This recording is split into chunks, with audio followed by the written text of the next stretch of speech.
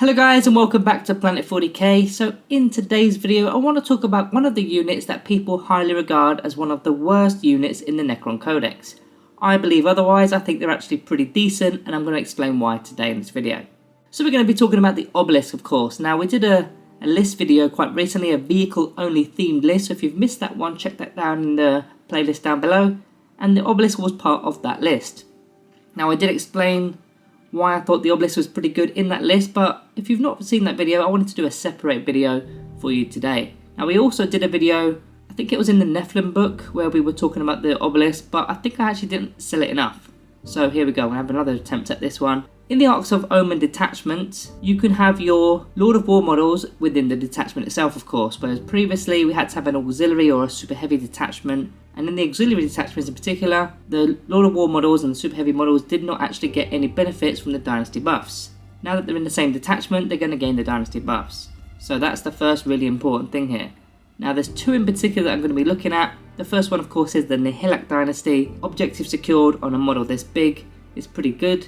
And the other one is the Mefrit dynasty. So I'm going to talk a little bit more about the Mefrit dynasty in particular in this video today. Now, in fact, there is a further option with the custom codes. You could use the Relentlessly Expansionist option, which is that 6-inch pre-game move. Now, you can't pair this with Eternal Conquerors anymore, unfortunately, but that 6-inch pre-game move is going to get him a little bit closer up the battlefield, and that's important for his weapons and ability, which we're going to see later in this video why this could be actually a really good thing. Now, you could pair that with Unyielding for the 6+ invulnerable save, because it doesn't have an invuln, or even Radreeve for a -1 to the toughness of enemy units excluding vehicle models, because that will mean even toughness 5 you're winding on a 2+. But yeah, let me get onto that in a bit. So in fact, let's get onto the weapons now. We don't need to talk about anything else at this moment in time. So they've got the Tesla Spheres. There's 4 Tesla Spheres. They are 24-inch range, assault 4, strength 7, no AP, 1 damage, and they've got exploding 6s.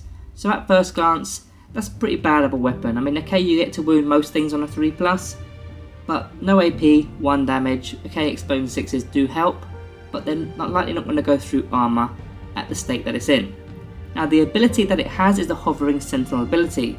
So in the movement phase, if you remain stationary with this Obelisk, then until the start of your next movement phase, all the Tesla Spheres turn into assault 6. So not assault 4, assault 6. Second of all, the strength goes from strength 7 to strength 8. So now your average toughness 4 models, you're wounding them on a 2+.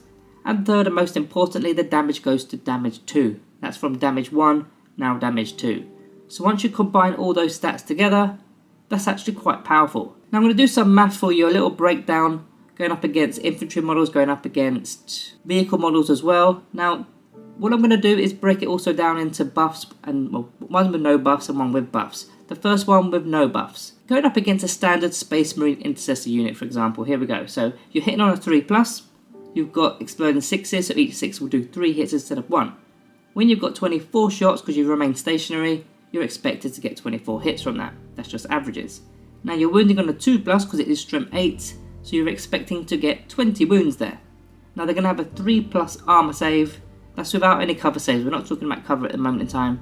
But that's expected to get 6.67 wounds going through the armor. Now these are 2 damage a pop, which means every single time it goes through armor, you're going to actually be killing a model. So 13 damage, but that doesn't really matter with 2 wound models. You're going to be removing between 6 and 7 Space Marine Intercessors on average. Now those things are about 20 points each, so you're looking at about 6 to 7 Space Marine Intercessors in a single shooting phase. And that's without any buffs whatsoever. Now we are going to put some buffs on later on, but let me give you another example just to show you what it's like at this moment in time with no buff. So let's go up against Forge Fiend and the Muller Fiend from the Chaos Space Marine Codex this time. Again, 24 hits because of the 24 shots and exploding 6s and all that jazz. This time you're wounding on a 3+, so you're expected to get 16 wounds.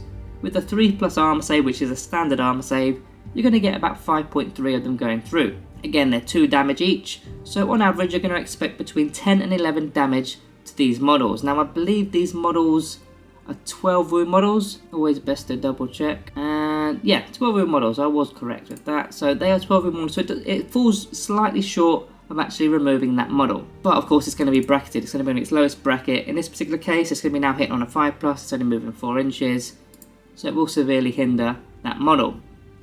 Now let's talk about the buffs, and then we're going to come back to those examples in a moment and then explain what the difference actually will be. So first buff, My Will Be Done. There's lots of ways of getting My Will Be Done. You've got the Overlord models, you've got the Silent King himself, you've got the Catacomb Command Barge.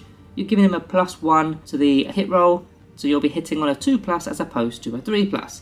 That's the first way. Now we just mentioned the Silent King in fact, but we've got other ways of using the Silent King, the Fair Enough Stars Aura ability, so that you can re-roll all your hit rolls.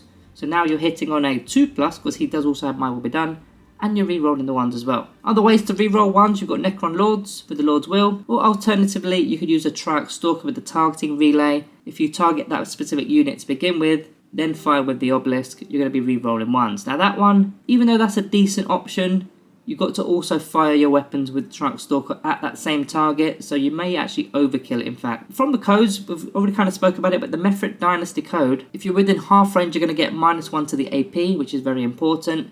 And also the Protocol of Vengeful Stars, which in fact is the Mephrit Dynasty specific command protocol. Unmodified wound rolls of a 6 will inflict an extra bit of AP too, and at half range, you remove cover. Now I don't want to talk about cover again, but going back to those examples, Space Marine Intercessors here, but this time with the buffs. So let's say you've got the Silent King there, for example. You're hitting on a 2+, you're re-rolling 1s, 6s to hit will give you 3 hits. You're expected to get 32.67 hits out of that. You are still wounding on a 2+, that's going to be 27.2 wounds. With an armor save of a 3+, now in this example I've used the Mephrit Dynasty here, -1 at half range. Isn't always the case, but I just wanted to show you the potential here. You're going to get 14.5 wounds going through the armor save. In fact, I've also included the 6s in the Vengeful Stars. Command Protocol will do additional AP as well. That's also included in that map, so I just wanted to make that very clear. Again, we're trying to show potentials here. So these are 2 damage a pop, that's 29 damage in total, but these are 2 wound models, so you're expected to get 14.5 of these Space Marine models on average out of here. That's quite a lot. Again, these are around 20 points on average, so that's approximately 290 points off the table right there. So in fact, let me put these two together just to show you exactly the difference between having no buffs and having the buffs.